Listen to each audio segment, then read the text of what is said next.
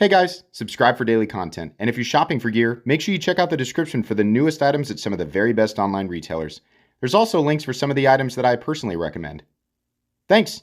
What's going on YouTube? Metal Complex here, and today I've got another interesting knife review / knife overview to share with you guys. This is the Vosteed Kroc. Honestly, another no-brainer super winner from Vosteed. I don't know why every company is not looking at what Vosteed is doing right now. And it's like every other model, at least, is sold out like the day that they drop it, right? Now, you're seeing this review, you know, in quite a ways in the future of the day that it dropped intentionally, because I'm hoping by this time they will have restocked it. I'll link it down below. Let me tell you, even if this isn't there, if you're new, take some time to look around the Vosteed website. It's not just this. Vosteed has so many good models. Vosteed is one of the only companies that I permit to send me things without asking me first. It's not common knowledge that on this channel, I'm actually rejecting the majority of things that are offered to me. I am not accepting things, you know, left and right, just desperately trying to make content. No, it's quite the opposite. I have so much being offered to me that I have to take time to pick through the stuff that I want to talk about and that I think is actually beneficial for the community, right? So there are very few companies that are allowed to just send me things without asking.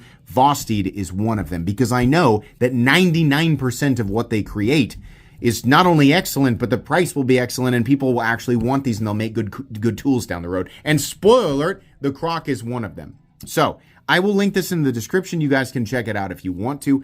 It does help my channel when you use those links, but that's entirely up to you. Thanks to Vosteed for sending this in. Make sure your notifications for the Metal Complex YouTube channel are turned on so you don't miss my weekend live stream giveaways. Overall length is coming in at 7 inches. Blade length is coming in at about 3 1/8. Cutting edge, about 2 3/4. Let's do some size comparisons. Any custom scales you find in this section can be found down in the description under Original Goat and others. Up against the 8010 and my own Excalibur, which was lost for a moment. There we go. So it is not what I'd call a small knife. It's just small compared to these two. These are 8.5 inch folders, more than full size. So those are pretty big.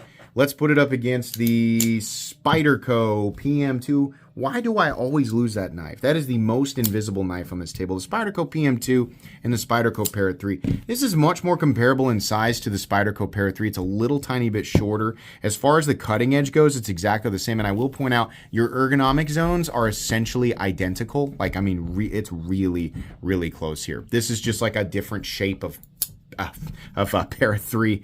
Let's put it up against the Benchmade Grouptillion, or in this case, the Ritter Hogue and the Hogue Deca. How's the action? What do you mean Vosteed is winning and doing things better than everybody else? Their willingness to make knives with the compression lock, now that the patent is up, it was essentially immediate. They took advantage of that immediately, and that's part of the reason why they're succeeding over a lot of other companies at this price point. Because you can get not only a compression lock, and by the way, that means that this, I guess it's easier to see on the Parrot 3. I know most of you guys have seen this before, but for new viewers, like, let them learn too. The compression lock locks up behind the lock face, right? This creates a much more solid and secure system. It's much more reliable. It's much safer, right? Vosteed is one of the few companies at the moment taking advantage of the fact that they are allowed to use this now, because the patent on the compression lock ended. They've chosen to mostly operate the system via a button, which is great. Some people prefer the standard compression lock. Some people prefer the button, right?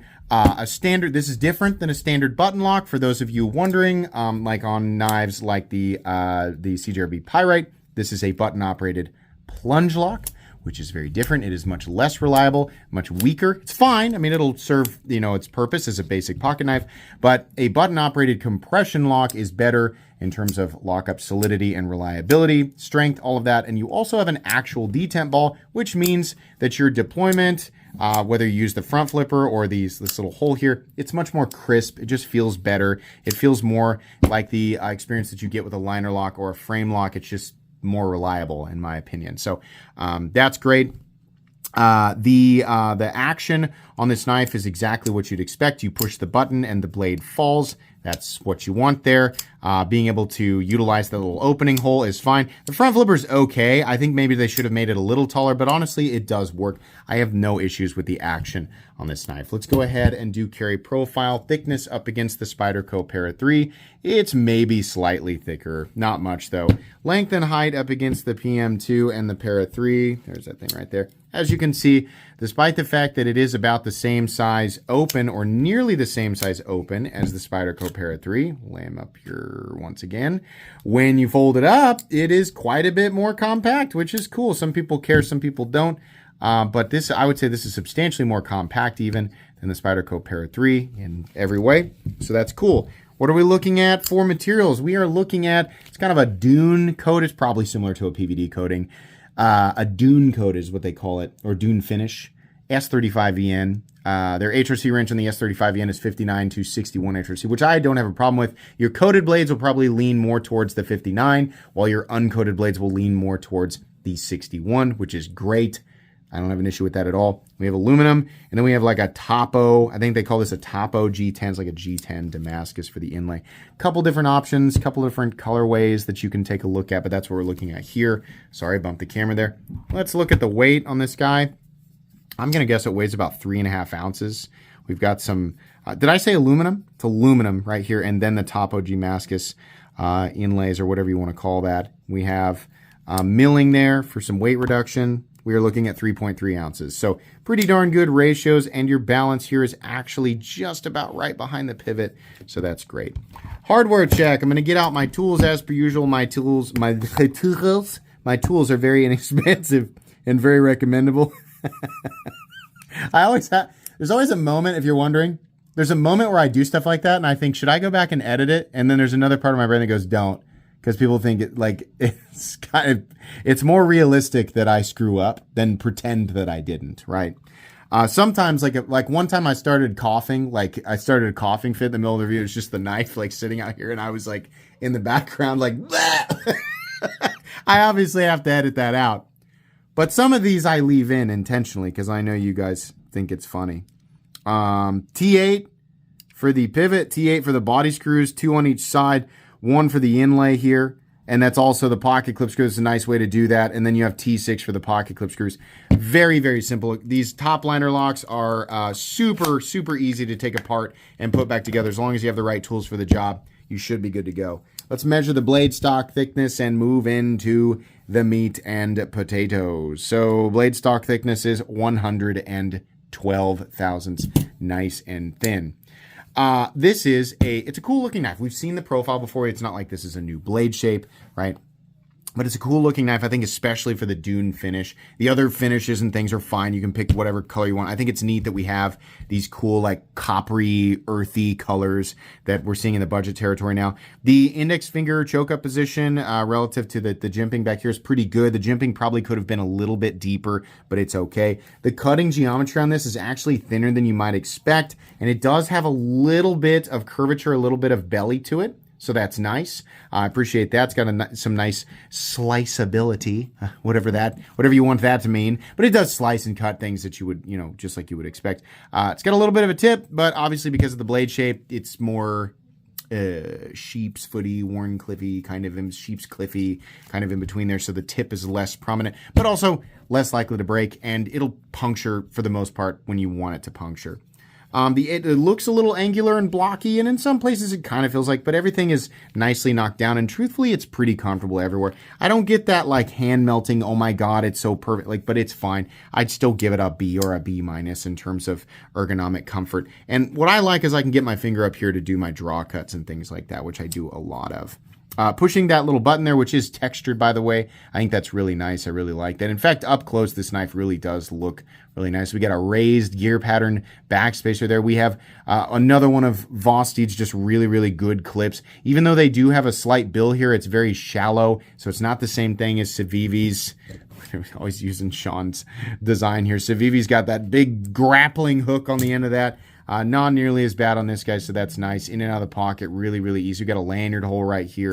On the blade, it just says Vosteed, and on the other side, it says S35EN. That's it. You have a flat that carries out probably 85% the length of the blade, and then everything else is just dropping right down towards the cutting edge there. Factory bevel looks really, really good. I'll let you guys take a look at the plunge grind there. I think that looks nice. Very even on both sides. The finish work is also nice and even. This coating looks really, really good. I hope companies keep doing these colors and things like that. I think the future of pocket knives and coatings, I think, is actually very bright.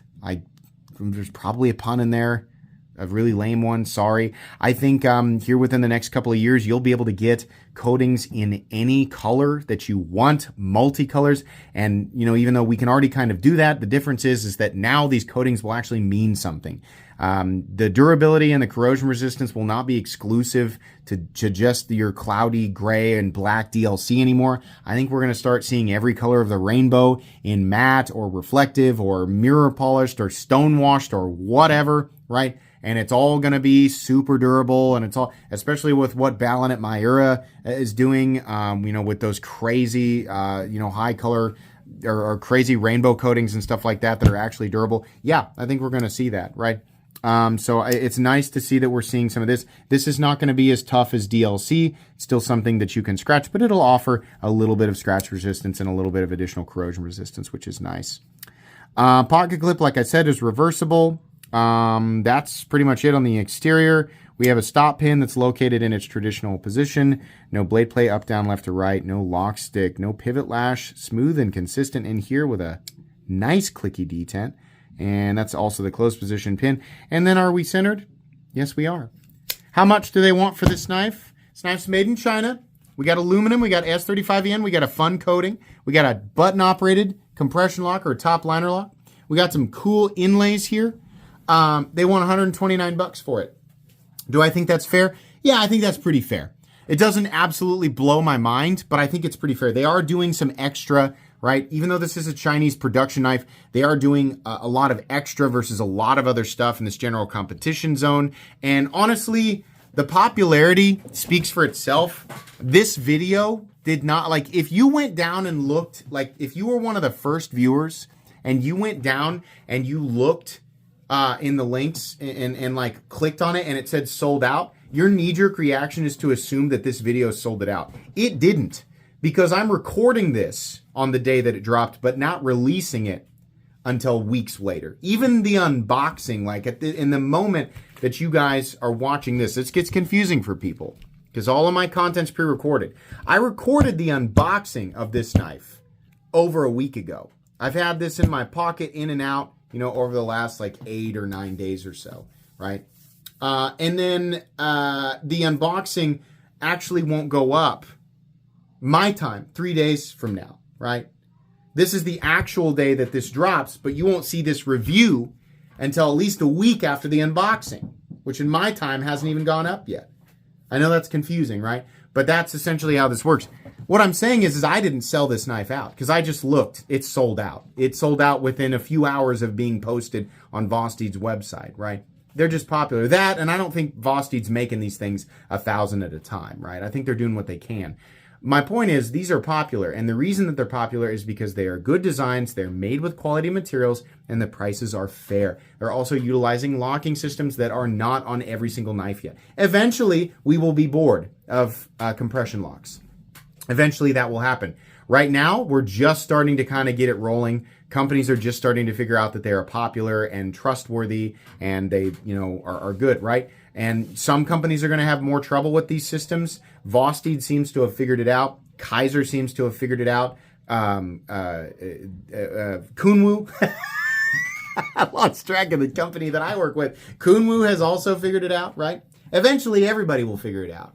And like I said, some companies will do better or worse with it, but Vosteed has done a great job and they deserve their success. This is another recommendable knife from Vosteed. If you go down there and you find that it's available, then yeah, go for it. It's highly recommendable. It's a good compact EDC size, good materials, all of that. right? And if not this, look around on Vosteed's website because they've got knives that cost more or less with varying qualities of materials that are all going to be built super well and for the most part recommendable. I can't remember the last time I reviewed a Vosteed knife that I didn't like. So check them out. Links in the description. That's going to be it today, guys. Please make sure to follow me on Instagram at metal_complex. If you enjoyed this video, leave a like. If you'd like to check out my other content, I do, of course, have lots of videos of knives that are either expensive or inexpensive that I do or don't like, so check those out. And if you enjoy all my content, go ahead and click on that Metal Complex logo right there and subscribe because there's definitely more coming. Thanks again for watching, everybody, and have a great day.